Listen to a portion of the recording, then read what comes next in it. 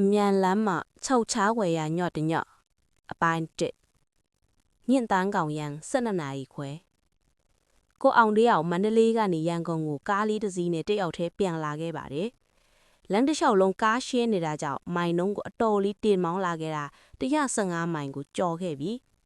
မီးတိုင်တွေမရှိတဲ့လမ်းပိုင်းရောက်တော့ကားရှိမီးကြီးရဲ့အလင်းတန်းကလွဲလို့ပတ်ဝန်းကျင်တစ်ခုလုံးပိမ့်ပိတ်အောင်မှောင်နေပါတယ်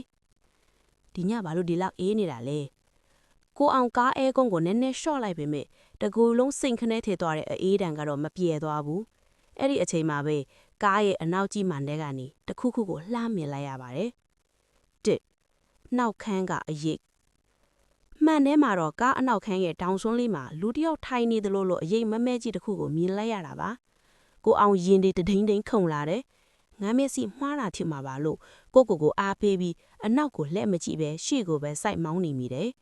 ဒါပေမဲ့စက္ကန့်ပိုင်းအကြာမှာပဲကားထဲမှာပုတ်စော်နန်ကြီးတစ်ခုကနှာခေါင်းထဲကိုအတင်းတိုးဝင်လာပါရဲ့အဲ့ဒီအနန်ကအကောင်ပုတ်ထက်ပိုပင်းထန်ပြီးအသက်ရှူရတာတောင်ကြက်လာသလိုပဲနှစ်လမ်းဘေးကအမျိုးသမီး